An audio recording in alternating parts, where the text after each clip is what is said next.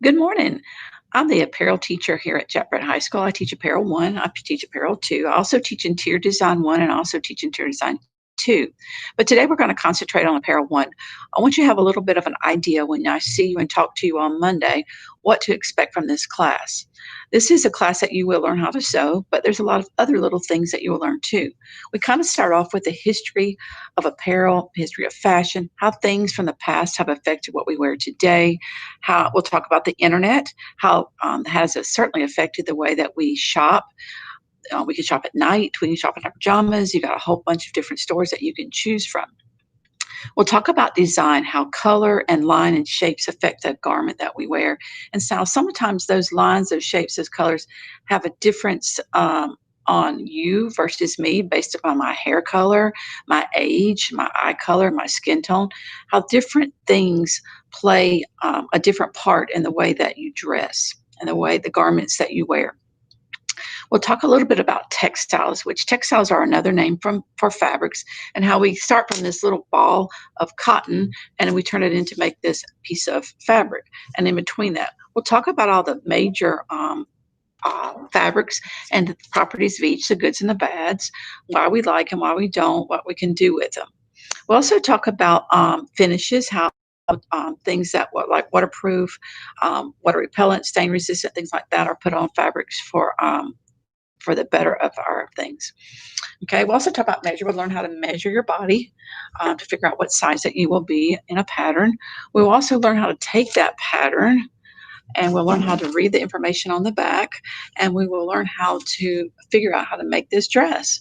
The pattern has the directions, has the template on the inside, and after you leave this class, you will be able to take one of these, go to the store, figure out how much fabric you need, what other things you need, what does this dress look like, will it be fitted, will it not be fitted, and you'll be able to do that almost any pattern.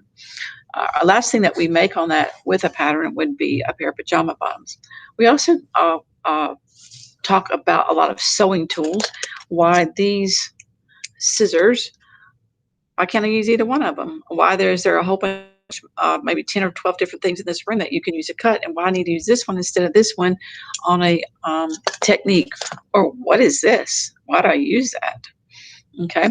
We'll talk about sewing, some techniques. Well, also, on the sewing machine, everybody has their own sewing machine. You will learn how to thread it, how to thread the bobbin. You'll be able to do decorative stitches. You'll be able to figure out why some stitches should be tighter, some should be looser, depending on the technique. We'll do some hand sewing. We'll learn how to hand hem. We'll learn how to sew buttons, snaps, hook and eye, Velcro on. So those will be things that you'll be able to use. We'll also do some things with gathering, interfacing, some other techniques that you may or may not have heard of in the past. Every year I'd like for my students to do some type of community service project. So sometime, hopefully this semester with this virtual learning, that we'll be able to do something that we can give back to our community. If you have sewing, sewing is certainly a talent that you can use for a skill that you can learn to make a living with. There's a lot of people that will use sewing and as a job, as a little side business. So we'll learn some things about that. I look forward to meeting each of you on Monday. I will show you some different projects that we will make. I'll go a little bit more detail on the things about this class and what you can expect. Certainly sewing, taking a sewing class virtually is going to be certainly different, and we'll be learning that together. So I wish you the very best this weekend. I look forward to seeing you on Monday, and bring any questions that you might have with you. Thank you.